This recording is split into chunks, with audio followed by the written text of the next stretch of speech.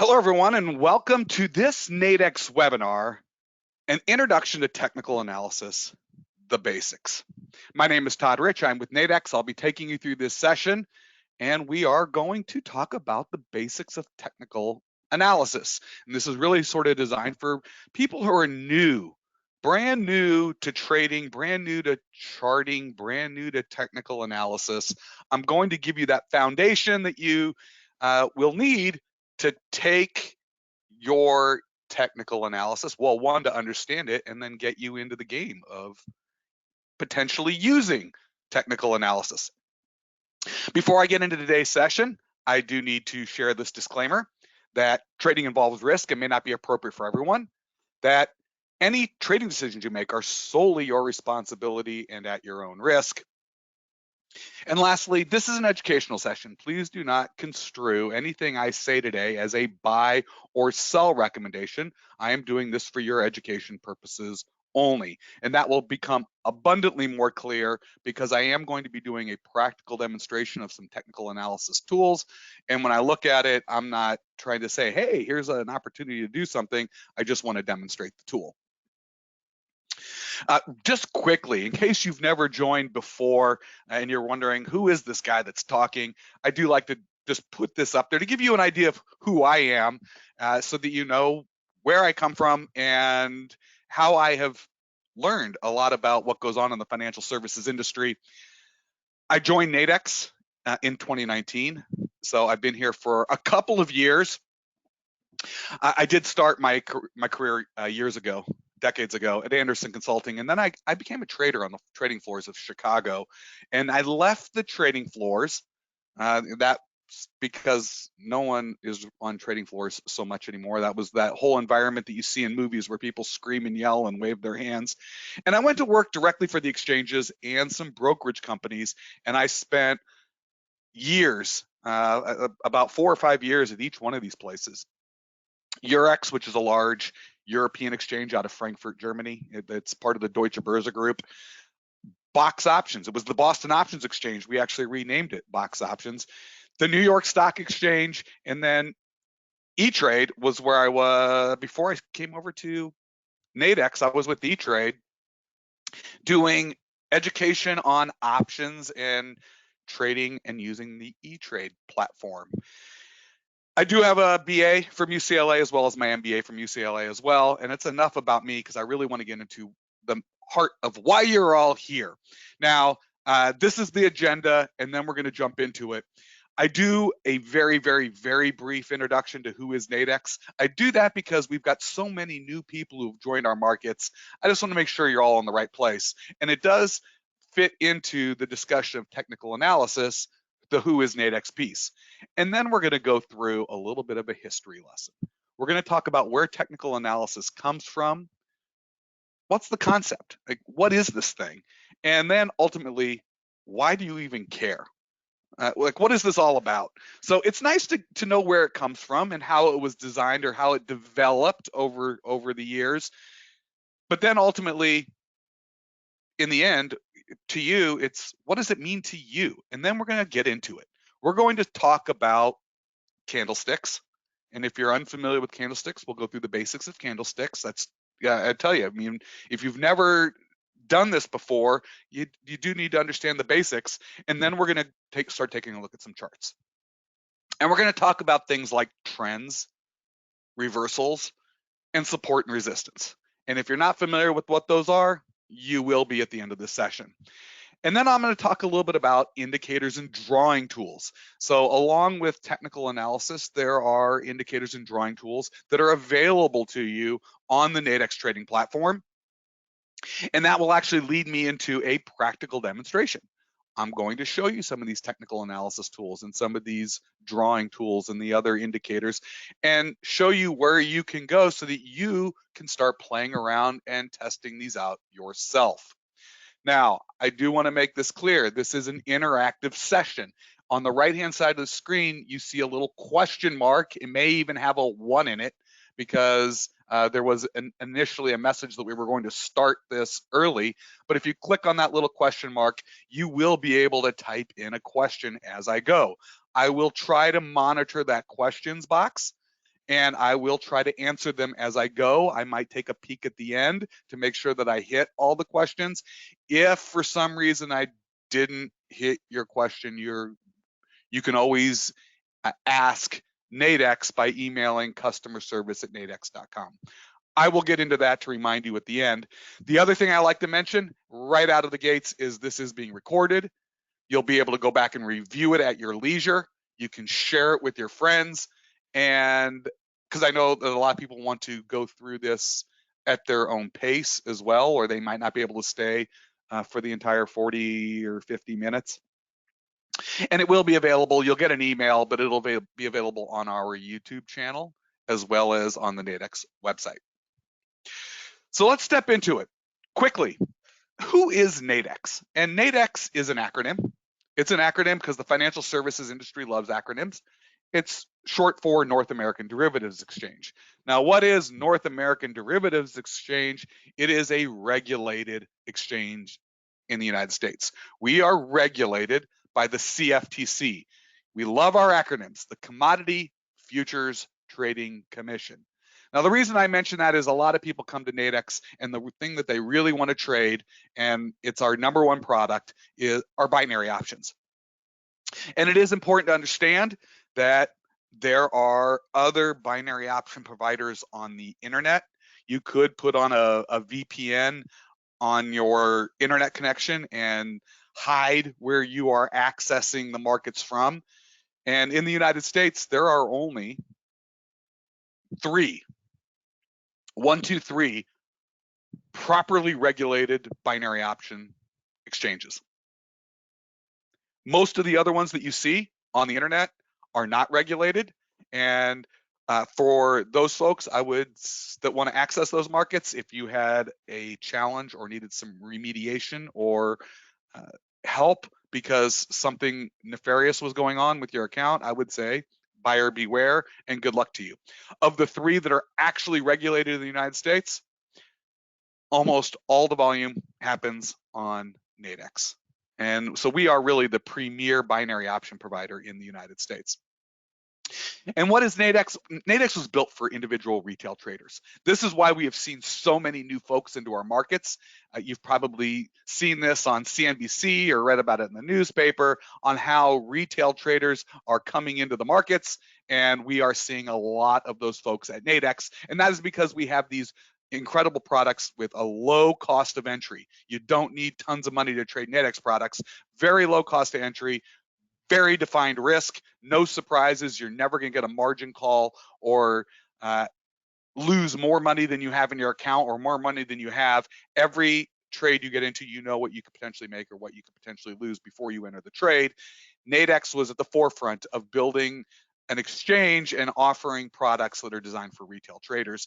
And we've got these different products, and people are looking for short-term price action. All right, they want to speculate short-term price action, and they'll often use technical analysis to help them along. And that is why I like to mention that, because we are going to talk about technical analysis, and it plays an important part to a lot of the people that access our markets, is being able to understand charts, read charts, and use charts as a tool to help them in their trading decisions. Oh, I forgot I put this slide in here. And by the way, because we have so many new folks, and sometimes we get folks who've been around for a while, they just don't realize that we have a refer a friend program. A lot of retail traders like to trade together with their friends. So we do offer this where if you invite your friends using your own personalized link, now if you have a live account, everyone's got their own personalized link. And you can only do this if you have a live account. You can invite your friends, and if your friends use that link to join and they make 5 trades within 30 days of applying for their Nadex account, they'll get $100 and you'll get $100. Everyone gets $100. And you can do that with up to 10 of your friends, which means you can end up with $1,000 in your account to trade with, and 10 of your friends could be trading with you and they would each have $100. So something I would just want to mention, I like to mention that because people aren't aware. Now let's get into where technical analysis comes from. And this is going to be a little bit of a history lesson. You may have heard this person's name before, Charles Dow. He lived in the late 1800s. Now, if his name rings a bell, but you can't place him, this is where you would know it from. In 1882, Charles Dow founded Dow Jones and Company. Now that you might have heard, and he started off with a little newsletter that went around in the financial services industry, and he was independent. He was independent with his newsletter. Back then, a lot of people paid for newsletters, or were paid to do newsletters. So it was more of a promotional item where somebody said, here, do a newsletter that makes us sound and look good. Charles Dow wanted to have an independent source of financial news. That grew into the Wall Street Journal. So Charles Dow found Dow Jones and Company. He founded the Wall Street Journal, and he was also a real an advocate for studying the markets. He studied the markets, and with his partner, Mr. Jones, Edward Jones, and you notice that it's Dow Jones and Company, and they created, so it's Charles Dow and Edward Jones, they created the Dow Jones Industrial Average. They calculated it for the first time back in 1896. Now, there was a reason why Charles Dow wanted a number, a mathematical number, and Edward Jones was a statistician. So this really comes out of statistics. And so these are the things that Charles Dow theorized about. He partnered with Edward Jones. Edward Jones did the number crunching. Charles Dow had these ideas in his head. And what were these ideas? These ideas were the foundation of what is now called Dow theory. It's economic theory. And he put together a bunch of principles and ideas to analyze and understand market behavior. What is going on in the markets? How do crowds, how do people, how do investors, how do speculators, how do traders impact market behavior? And he wanted to take all these principles, and they set the foundation for what became technical analysis. So in many ways, Charles Dow is actually referred to as the father of technical analysis. Now let's talk a little bit about what this theory is and what these principles are. And I'm not going to go through all of them, but the concept behind technical analysis, what Charles Dow was going after when he did his studies, was that markets are efficient and that all news is immediately discounted in the price. So what everyone knows, it is out there in the market, and then there's a price for an asset, and then if there's a news event or something that would impact the price regarding news or something that the market didn't know, it would immediately get discounted or factored into the price of that asset. And that markets are very efficient. In fact, I am going to show you an example of that, exactly that, from today. In today's what happened this morning, I am going to show you what Charles Dow saw in regards to efficient markets and news immediately impacting a price, and that we've got efficient markets. Well, if we've truly got efficient markets and everything is accounted for in the price of an asset, then you could take the prices of an asset and you could put them on a chart. You could put you can plot price movement. You can put a price on a chart. At this moment in time, this was the price. At the next moment in time, this was the price. And you would plot the price movement of an asset on a chart. And if you looked at the chart, if you looked at it, you would see patterns. Right? There would be patterns in prices that you could see or that you could identify. And there might be multiple types of patterns, but there are patterns out there. So with these patterns out there, what's really moving prices, all right, if markets are efficient and everything's factored into the price, what is going to change the price of an asset other than news impacting it immediately? And that would be supply and demand. All right, that is what is going to drive the prices of an asset. And prices would trend if there's more buyers than sellers, you've got demand, you've got more demand, then the price of an asset would go higher. If all of a sudden a bunch of supply came onto the market and they're dumping a bunch of supply, and that could drive the price down. So you're looking for trends. What Charles Dow was doing, he was looking for trends. And the thing is, something would trend and the trend would go, but then if supply and demand changed, the trend might change. And that is what Charles Dow was looking for. He was looking for what patterns could be seen in the market, where you could see a trend, when that trend may change because supply and demands change, and that you would see these patterns and that these patterns would repeat. So that what you could potentially do is learn some of these patterns, see them, and then potentially be able to trade on them as you see patterns form in the future. And that is actually why he created the Dow Jones Industrial Average. Is in order to do this, he wanted a broad-based market number that he could put on a chart and that he could track how the market as a whole was performing, put it on a chart. And that was the whole purpose of the Dow Jones Industrial Average. And we still use it today as a measurement of the health of our markets. And some people take that as a measurement of the economy. That's not true. The economy and the markets are very different things. They're related. The economy could be doing really well and the market maybe not so much, because the markets are going to depend upon whether the companies themselves are performing well. So that's a whole different story, but this is the concept behind technical analysis. You could plot the price of an asset, put it on a chart, see trends and patterns, and as they change over time, learn some of these, and that these patterns would repeat. And that is why it matters to you. So in the end, the thing is, why do you even care? And what's going on here is, as a trader, if you understand technical analysis, right, you could potentially look to take advantage of your ability to read a chart and identify price patterns. And if you could see these price patterns, you would be able to see your own trends.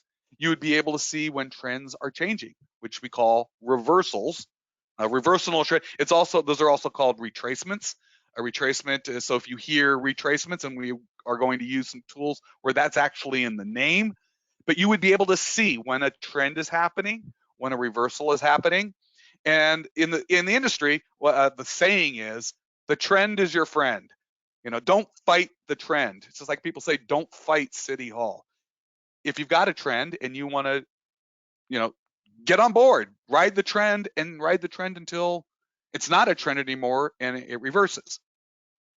And that's the whole goal, is that in the end, for a trader, if you could see these price changes, if you could potentially, if you could look at a chart and based upon your experience, you could use it to identify where you would potentially want to get into a trade. Where is a level where I might think, I'm seeing this pattern.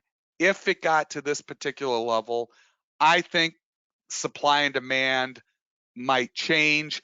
I might want to buy if it gets into this area. And on this flip side, it's also, where would you want to get out of a trade? Where would you want to exit your trade? And this is what traders are constantly doing when they're using technical analysis, is they're looking at charts and they're identifying potential entry and exit points. And those exit points, excuse me, I had to take a sip of coffee. Those exit points could either be, all right, I got into a trade, it's going my way. Where would I want to get out for a profit? All right. Or I saw a pattern, I identified an opportunity, I got into a trade, I was wrong. All right. The pattern was different, or something else happened this time that was different. And where would I want to stop my losses? Right. So this is what this is what people using technical analysis are constantly doing, is they're trying to identify places where they would want to get into a trade, whether it's buying because you think it's going higher, selling because you think it's going lower, and then where would you want to potentially take that trade off and say, thank you very much, I made a profit. The trend might change here. I'll ride the trend until this point, get out and move on. Or, oops, I was wrong, get me out, I picked the wrong level, let's minimize my losses. And this is what traders are constantly doing when they're using technical analysis and reading their charts. All this dates back to Mr. Charles Dow, who had some ideas about the markets, about efficient market theory, and that there were these types of patterns. And to a certain degree, some of these end up becoming self-fulfilling prophecies to a certain regard, and I will show you that when we get over to some of the tools. Now, if you've never, or maybe you've seen charts, or if you've never seen a chart, candlesticks are the most common chart that people use. And it's the one that, that's what I use. There are other types of charts. So, and I think candlesticks is really where people start. I think most people stay. I think it is the most common chart that people use. But other people, once they start with candlesticks, might find, oh, you know what, I like a different type of chart, and I can show you that we've got a variety of other charts and ways to look at prices and patterns, and I'll show you that when we jump over to the platform. But we're going to stick with a candlestick chart, and it's important to first understand what a candlestick is, and this image here is your basic description of a candle. So each one of these, there's a green one on the left and a red one on the right. Those are each considered a candlestick, a single candlestick. I'll explain time. Actually, let's just start right now. Each one of these candlesticks, time is going to be an important component. You can set your candles to be whichever time interval suits your analysis the best. Okay, now what do I mean by this? This candle could represent 1 minute of time, or it could be 10 minutes, 15 minutes, 30 minutes. It could be an hour, it could be a daily candlestick. All right, so each one of these candlesticks represents some period of time. I'm going to use 15 minutes as an example. So each one of these candlesticks represent 15 minutes, and you're able to look at a candle and know what happened to the price of this asset in that 15-minute window. On the one on the left, it is green, right? And there's a body, which is all green, and then there's these lines that stick out, which we call wicks. So this is the body, and these, and I can't see my mouse, there we go. This is a wick up above, and this is a wick down below. Now, when the candlestick is green, the bottom of the candlestick is in that 15-minute window. In that 15-minute window, where did the price of that asset open? So as soon as that 15 minutes started, here was the price of the asset. The top of the body is where the asset closed in those 15 minutes. That is how we built the body. And this candlestick is green because it closed higher than where it opened. That is why the colors are so important. Now, you could use different colors if you want, whichever colors suit you the best, but I'm using green and red. That is the standard. And green generally indicates, hey, it's up, it's positive. So in a green candle, the one on the left, it opened, it traded in a range, and the close was higher than where it opened. So we've got a nice body, and I know exactly the price where it opened. I know the price where at 15 minutes it closed. And the wicks show me the high and the low of the range. Now, there may be no wicks. The high and the low and the open and the close could all be the same numbers, right? So if let's just say, for instance, the open was the low and the close was the high, there'd be no wicks at all. It would just be a solid green candlestick. But it gives you an idea, and those wicks can get pretty interesting, particularly the time frames that you choose. Sometimes the price of an asset could spike down and come right back up, or spike really high and come back down, and you can get very long wicks. And you can see that there was a moment in time in this little window where there was a lot of volatility because the price moved all over the place. But the body gives you where it opened and closed. The wicks give you the range. Now we have a red candlestick as well, and the only reason we have it red, the only difference between the red and green candlestick is the open was higher than the close on the red candlestick. So it opened, it traded in a range, and it closed lower. We color that candlestick red so that we know it appeared to be in that little moment of time in a bit of, I don't want to call it a trend, but downward movement. It opened and it traded lower in this particular window. Now remember, each one of these candlesticks represents a period of time. And for example's sake, let's just assume they're 15 minutes. Now I get a 15-minute candle, and then another 15 minutes starts, I will get a second candle. And after that 15 minutes finishes, I'll get a third candle. And what you end up getting is a chart of candlesticks. And you'll see all these candlesticks lined up next to each other, and each one represents 15 minutes of time. So every 4 candlesticks would be what happened over the course of an hour. If you used 1-minute candlesticks, and you could, then it would be 60 candlesticks to represent what happened over the course of 1 hour. So this time component becomes very important. All right, and we're going to talk about trends and time frames. So not only is the time interval of your candlestick important, all right, because so I need to know what am I looking at. And if you're doing a short-term trade, for instance, if you're trading Nadex 5-minute binary options, you probably would want to use maybe 1-minute candlesticks because you want to see as much movement as you could.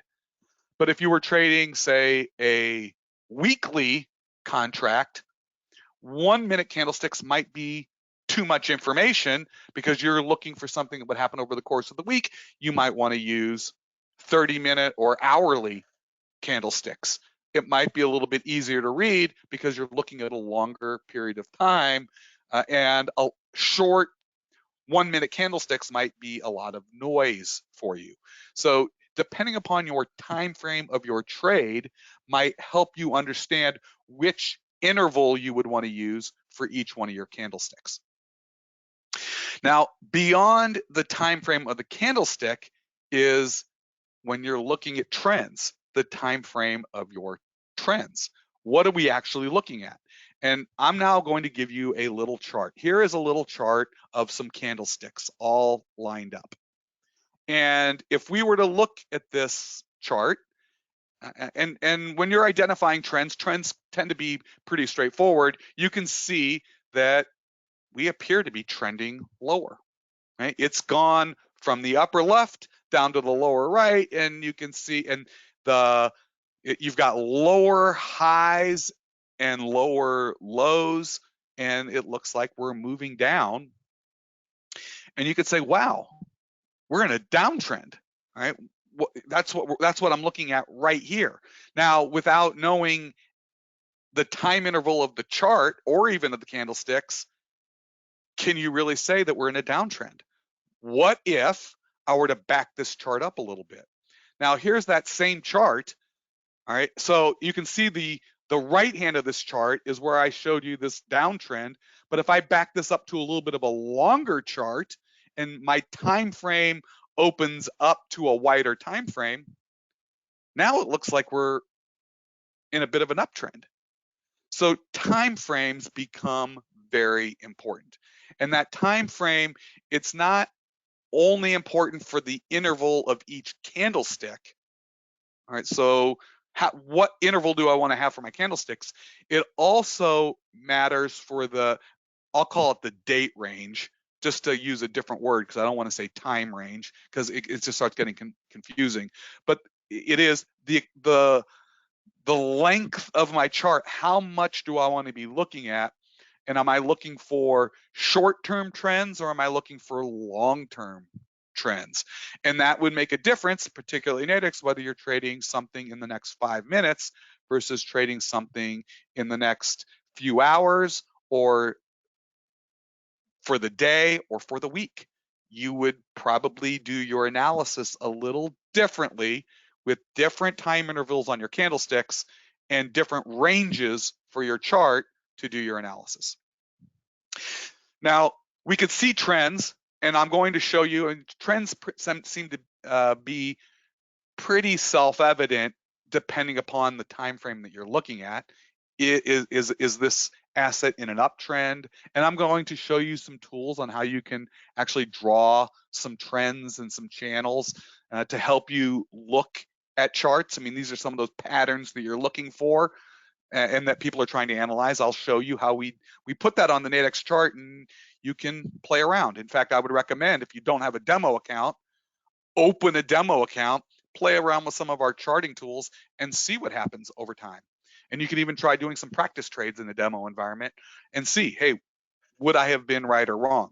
Not that your experience in a demo environment is going to be like trading in a real environment. It won't be, because your executions will be different, but your experience with the product and trends will be, because the trends are, the prices are what the prices are. Now, if you do see a trend, the question then becomes, how do I see opportunities for the trend reversing? What is it that people look at? And those are called reversals. And I'm going to actually give you a couple examples of reversals. Right? I'm actually going to, these are patterns. These are the patterns that people have identified. I'm going to give you two of them. We're going to talk about the hammer and we're going to talk about the hanging man. And how do people potentially see opportunity for a reversal? And hey, if the trend is going to turn, I might want to potentially do a trade and catch the reversal, catch the retracement. Now, the first one I'm going to show you is called a hammer. All right, it's called a hammer. And as you can see, there's two types of hammers. You can have a green hammer or a red hammer. And just so you know, a green hammer is a stronger indication. A red hammer is a weaker indication. But what you're looking at on the right-hand side, you've got a downward trend. We're in a downward trend, and you can clearly see we're in a downward trend. And then we got a particular candlestick called the hammer. And it looks like a hammer. And what are we seeing in a hammer? You've got a very small body up top. All right? And again, a green hammer is a stronger indicator. Where it opened, there was a spike down. So you've got this long wick below. And then it went back up and it closed higher than where it opened. And you've got this little hammer and you've got a littler body with a long wick. And really what technical analysts are looking at in a candle like that is that maybe what has happened, we are in a downtrend. Remember, this is a reversal, and we're in a downtrend, and it looks as though sellers became exhausted. Remember, we're looking at supply and demand. We're looking at shifts in supply and demand. And here's a candlestick that formed where sellers tried to sell it, and they just kept selling, and they got this long wick down, but they ran out of sellers, and buyers stepped in. And that is how you get that long wick down below. Buyers have stepped in. Now, it could open, it could spike way down, but then it comes back up, and the close is still below the open, but it still looks as though sellers became exhausted, buyers have stepped in. We've got this small body up top, we've got this wick down below. And remember, this is in a downtrend. You might see a reversal there. That is what people are thinking with the hammer. That is the hammer. And it's really, sellers have hammered it down as far as they can go. Sellers kept on hammering, and now sellers cannot hammer it anymore. That is why it's called a hammer. And you might see a reversal and see the price go higher, and it might give you an opportunity for a buy. Or if you were short, it might give you the opportunity just to take it off, buy it back, close your position, and move on to your next trade. So this is one particular reversal pattern, and there are so many patterns out there. And if you went on the internet, you'll find tons of them.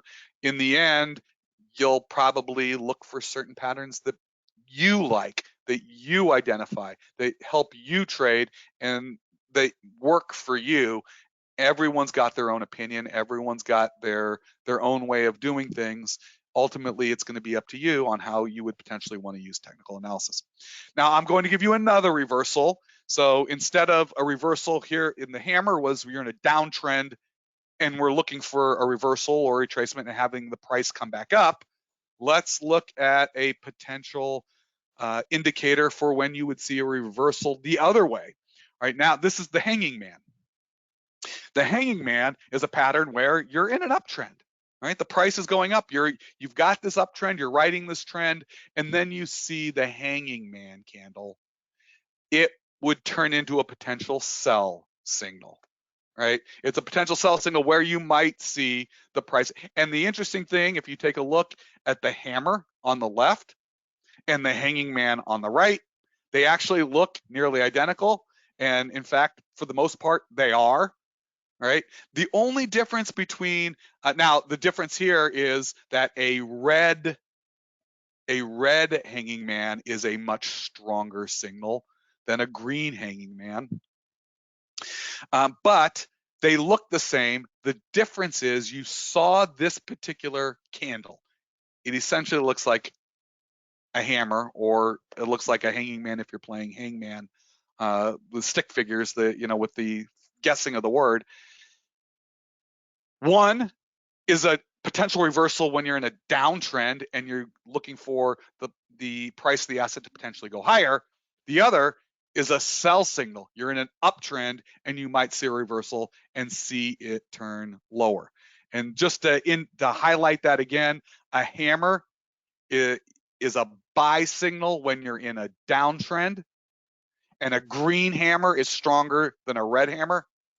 And a hanging man is a sell signal. A hanging man is a sell signal, but a red hanging man is stronger than a green one. And these are just potential. I mean, is this a guarantee? No. But is this something that people are looking for? Yes.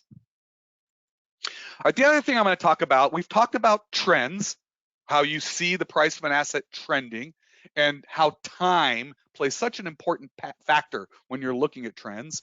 Then we looked at reversals, how we potentially see the price of an asset once it's trending one way. When might we see supply and demand shift, and they've changed, and then go another way? And another tool that people use is support and resistance. How can I identify potential spots on a candlestick chart where buyers tend to step in, or where there are levels where sellers step in? The level where buyers step in, and that is that this line down below, we can clearly see, if we look at this, whenever the price of the asset has come to this price, right, we can see all the way back here, buyers stepped in. It came down to this level, it tried, and then buyers stepped in and it went up. My mouse is freezing. I wanted to move my mouse. Okay, there we go. Just as it did again down here when the price came down. All right, again, it touched this level, and at this price level, buyers stepped in again. And so if you're doing technical analysis, here it is a third time. Here it is a third time, where every time it got down to this level, it acted as support. It acted as support. This is a level where buyers have stepped in when the price has dropped down. Now, we also have another level on here where sellers have stepped in. And you can see right here, sellers have stepped in, and whenever it seemed to have touched this level, sellers stepped in, and so people do look for it. Now, clearly back here, it paused. Boy, my mouse is, I think I need a new battery for my mouse. There we go. It tried, here it paused at this level before, went right through it, but when it came back down, sellers, when it popped back up to this level, there was resistance. Resistance is where sellers step in. Buyers, that's support. Sellers, there's resistance. And people doing technical analysis are looking for that on their charts. Now, there are other tools that are available. I am going to talk about one, and in fact, I'm going to show this one to you when we jump over to the platform. One of the more popular tools for looking at support and resistance is called Fibonacci. And by the way, here we can see some different levels. I'm just gonna, I didn't realize I actually had shown you resistance levels and support levels. But now we're actually gonna talk about Mr. Fibonacci, and I will show you, and notice how it's called a Fibonacci retracement. Now, it's actually not his name. His name wasn't Fibonacci, but I'm not gonna get into the history lesson on that. But Fibonacci, there's a sequence, a mathematical sequence. You may have heard this before. I know it was really big in the Da Vinci Code, but there is a mathematical sequence, and it creates a ratio. And this mathematical ratio in this number sequence, and the sequence is set up as a number. They start at 0, and the next number is the sum of the previous two numbers. So you start off 0, 0, or 0, 1, all right, 1, 0, 1, 1, 1 plus 1 is 2, 1 plus 2 is 3, 2 plus 3 is 5, 3 plus 5 is 8, 8 plus 5 is 13. Doesn't really matter. You can go look up Fibonacci sequence. It's a mathematical number, and it creates a ratio. Now, what's interesting about this ratio is it's a naturally occurring ratio. It is seen throughout nature. If you look at flowers, sunflowers, plants, the human body, Leonardo da Vinci noticed that we had the same ratio in the proportions on the human body. It is a naturally recurring ratio in nature, a snail's shell on how it spirals out. Again, you would see this ratio in nature. We use it in architecture. It is seen so abundantly in our lives, and the fact that it comes from nature, that you see it in plants, that you see it in animals, you see it in humans, you see it in flowers, it's all over the place. What people with technical analysis have done is they say, well, if this ratio exists in nature, then perhaps we would potentially see this same ratio when we applied it to a chart of an asset. Now, is that a bit of a stretch? Maybe, maybe not. But the fact that so many people are looking at Fibonacci sequences and Fibonacci ratios, and there are so many people doing technical analysis in the markets, that at some point, I mentioned at the beginning of the presentation, it almost becomes a little bit of a self-fulfilling prophecy where, well, if we're going to be seeing these levels and we see it on a chart, that we might actually see some support and resistance, and it's all set as a ratio. And in fact, instead of going through this particular picture, I'm going to one-up this. When we do the platform demonstration, I'm simply going to draw it on a chart and we'll look at it. I'll show you how to do it, and you'll see how there are levels where there might be support and resistance based on the Fibonacci numbers. Now, beyond technical analysis tools, there are also other indicators and drawing tools that are available. There are so many of them out there on the Nadex platform.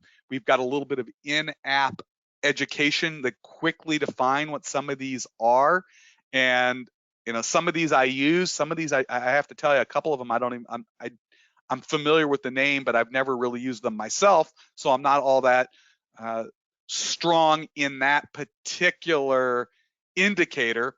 But we make them available so that however you trade, whatever it is, that they're available to you on the Nadex platform. And beyond just these indicators, we've got all of these drawing tools. Fibonacci is actually a drawing tool. I will show you how to use it. And we've got ways for you to put some lines, put your own analysis on a chart that could potentially help you identify patterns you're looking for, and that where you might see potential opportunities for buying or selling, getting into a trade or getting out of a trade.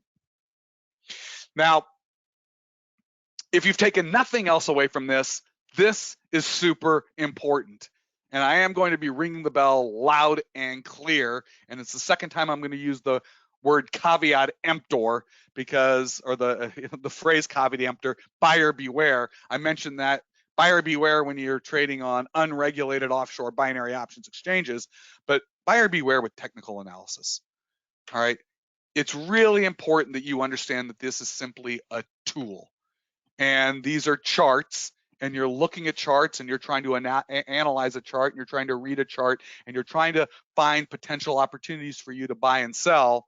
But as the saying goes, every ship on the bottom of the ocean had a chart room.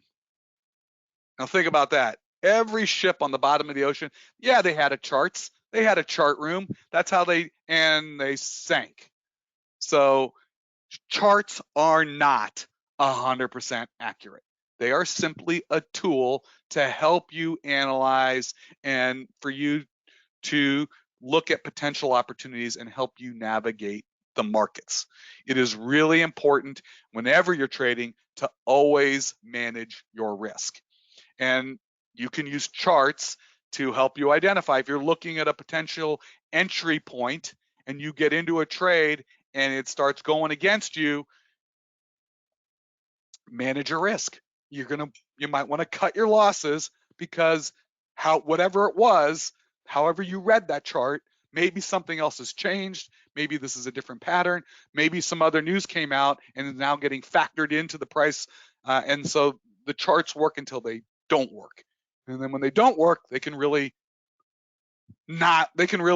go against you. So great tool to help you analyze the markets, but you can't just go, well, this is what the chart says and I'm sticking to it. It is just a tool. And it's important to realize that. Now, with that, before I jump over to the end of the platform, because I do want to show you some of this, I want to do some practical demonstrations. As we have gone, I think I've actually answered all the questions. I've been watching as you've typed in the questions.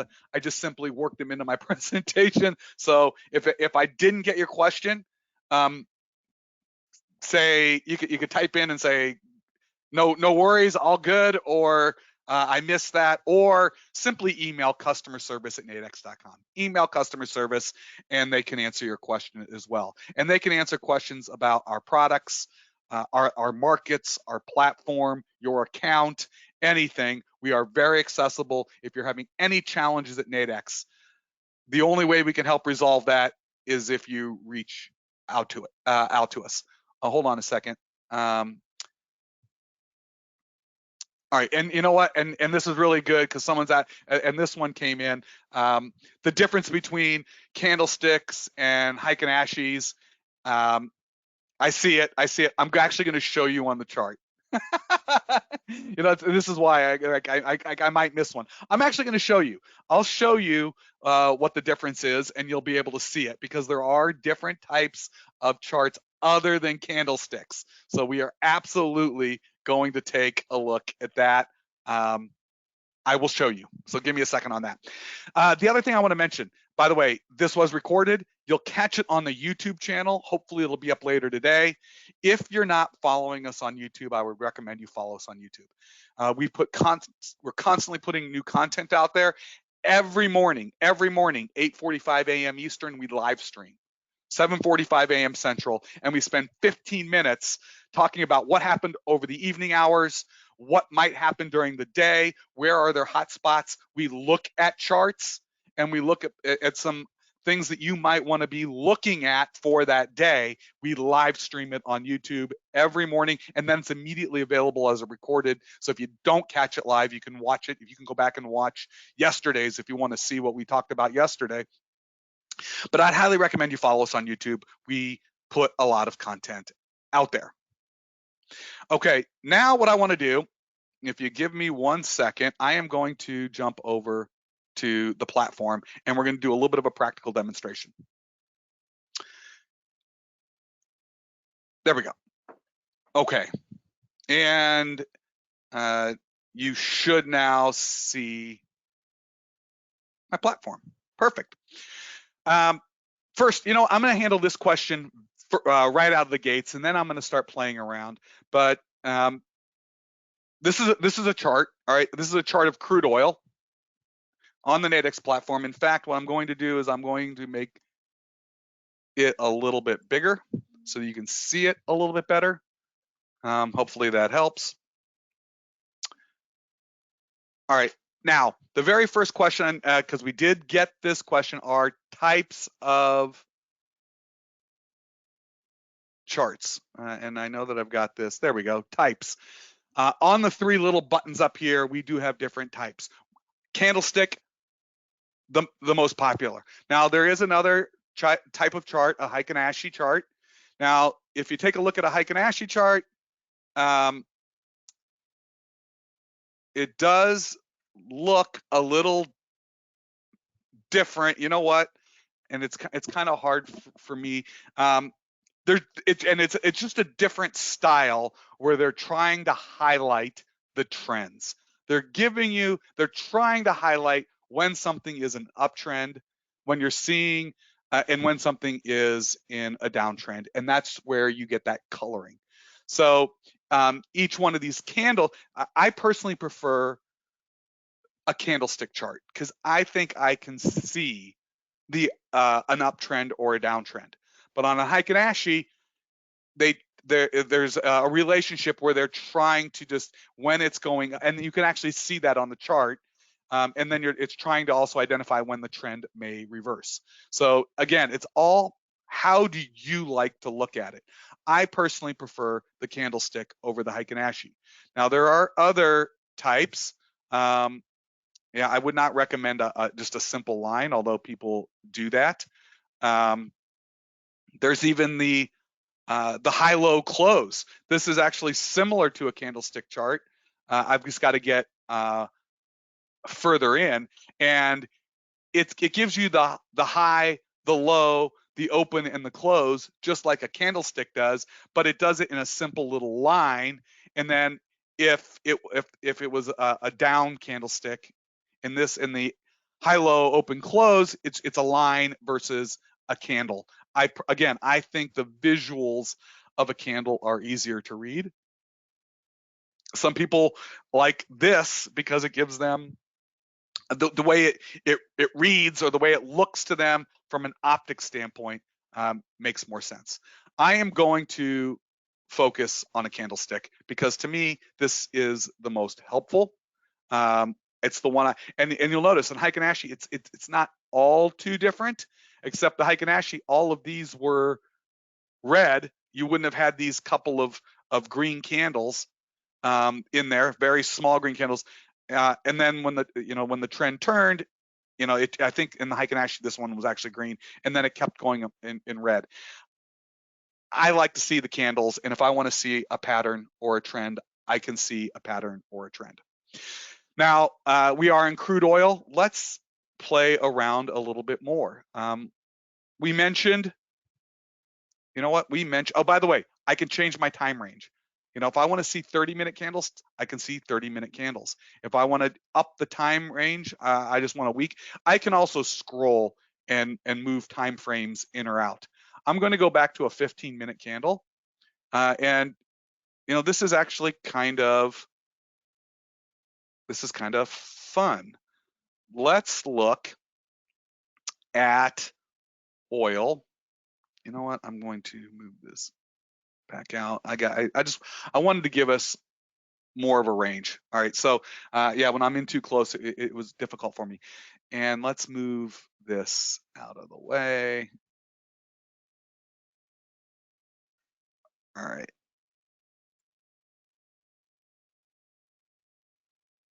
Okay, I want to demonstrate. You know, we talked about a drawing tool. We talked about Fibonacci retracements. If you're not totally familiar with Fibonacci retracements, you put it on the eye, and it does tell you that it potentially gives you support and resistance levels.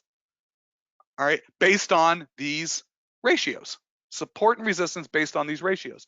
Now, the way this works is it's a retracement tool. So I'm actually going to click on Fibonacci retracement, and I'm going to do the Fibonacci retracement from this move down in oil. All right, and it'll then potentially give me levels for when it retraces. And the way I clicked on Fibonacci, I start in the upper left-hand corner, and I click once, and I'm clicking right where it was at the top of the chart. And now I'm going to come all the way down, and I just click, and I'm going to go to the bottom of the range, and I'm going to click a second time, and then I'm going to just drag it over to the right so I can extend out the retracement, the levels. And these ratios now on this chart show me where, according to Fibonacci, there might be compelling or interesting support and resistance levels based on the ratios. Now, this is really kind of interesting because you see how it sort of fits, and it does because there's so many people watching it. Now, what I mean, if you look in the upper left-hand corner, this is where we started, and we were in a downtrend, and it went all the way down to here. In the retracements, these percentages become interesting and compelling levels. And in fact, if you look, the 74% level, when it broke through, it came down to its 50% line all the way here. When it came back up to this price level, which is, let's see what that price level is. It's actually 67.30. 67.30. It was resistance, resistance, resistance. That level was constant resistance. When it came all the way down to this level, so this is how we actually set it on the retracement back up. Did we pause at this 23.6 level? We actually kind of did. We consolidated right in here, and it paused to give buyers and sellers an opportunity to make a determination. Was it going to come back down and go lower? And it paused. So if you had actually gotten in down here as it started to retrace, this would have been your first place to think, this is where we might stop. And you might have gotten out of your trade and said, thank you very much. And you would have had a little profit in this retracement level, and that would have been a great little trade. Now, did you need to get out? No, because it kept going higher. But on a retracement, you'll notice how here we are all the way at the 61.8. It definitely met resistance at this level as well. Now, when it breaks through a level, so for instance, it went through the 50% level, and that's, some people don't consider the 50% level too important, but on the way back up, you notice it just kind of went straight through it, but it acted as resistance. When it went through the 50% level, it did act as resistance, and it was consolidating right here and holding this 65, call it 65.40 level, and it gave people an opportunity to make a determination, what do you think is going to happen? And it went higher. So these levels become important levels for where you might see a pause in buyers and sellers as people make a determination. Is this Fibonacci sequence, are these ratios going to hold true? Now, do they always hold true? Absolutely not. but are they levels that could help you guide your trading as it's moving and it's doing a retracement? And in this one, I mean, it came down and we were looking at levels as it retraced to the upside. If it was the other way around, let's find a chart that retraced. Let's find a chart that retraced after an up. I know what we can do. Let's do this. I'm going to go over to Forex. I'm going to go to the Canadian, the US dollar, Canadian dollar. I know that, there it is. Here, we'll just pick any chart. It doesn't matter. I don't care what chart I've got. Here, let's get this out of the way. Okay. How would we play this retracement? All right, how did we play? Here was one where it spiked higher, and then when it went into a retracement mode lower, I am going to click Drawing Tools. I am going to click Fibonacci Retracement. Again, I'm going to start at the bottom side of the move, click once. I'm going to go to where it went to the top, click twice, drag it over to the right. And did we see levels as it retraced where it gave pause? And we did. I mean, when it came back down, this 38.2%, there was a pause here. And then it went, it just kept going straight down. In fact, it came all the way back to its base level, right? It came back to its base level. Now it's actually going the other way. Would we potentially, I mean, as it's climbed higher, would we, and I don't know if this is gonna be true or not, will the US dollar, Canadian dollar give pause at this level right here, which is 128.82? If this goes, you actually might see it pause right here. Now, again, I'm not making trade recommendations. Might it climb a little higher? And would this, if you were trading some of these binary options, could you, let's click on a different binary option. There we go. Is there an opportunity here? Now this has got 10 hours to go. I mean, there's a lot of time left in 10 hours. So you might, now that's the other thing that you have to pay attention to. This contract's got 10 hours. Maybe I'm using a 15-minute chart. Do I want to be using a 15-minute chart for a 10? I might not. I might want to change that to an hourly chart, and it would potentially change how and you can clearly see my drawing tools, my analysis for technical analysis would change if I'm looking at an hourly chart versus a 15-minute chart. And it's what are you looking at? How do you want to identify? And what is it that you're looking to do? If I were looking at a shorter duration, so let's actually look at the same, instead of looking at something that's out 10 hours, and we've expired, so let's refresh. There we go. Maybe let's take a look at what's going to happen in the next 1 hour. All right, in the next 1 hour, a 1 hour chart might be too much. I might want to go down to a 5-minute chart. Would my analysis still be the same?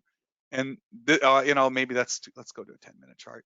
And you can, on a 10-minute chart, your analysis might be the same. And you've got to make a determination on, and the strike prices, what you're looking at doing. And again, we might see some resistance at that level. That there's nothing here. There's you couldn't even sell this binary option. There's no bid for it. In any case, I just wanted you to see how you could use some of the tools, and we've got a variety. If I go here of different technical analysis tools. Average true range, people, how much would we potentially see in terms of volatility? How much might a particular price move on a given day based upon what's going on in the markets? We've got a variety. Moving average, convergence, divergence. People definitely use moving averages on their chart to take a look at price movement. And you've got different time frames and different moving averages. For drawing tools, while I gave you Fibonacci, you can actually do your own drawing. Let's take off moving averages. Let's take away this Fibonacci line, delete it. Some people will let's go back to 15 minutes. You know, let's zoom in a little bit here.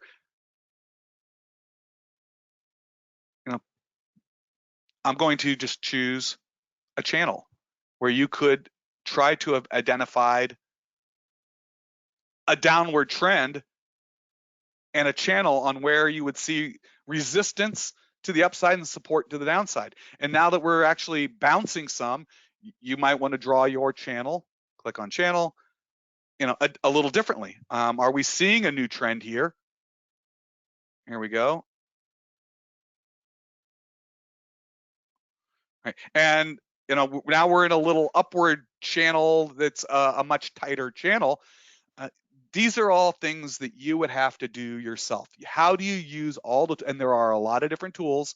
There are a variety of indicators that you can use to populate your chart. There are a variety of drawing tools for you to put on your chart, for you to take a look at how you want to analyze the market, in which time frame, and then trying to identify potential opportunities.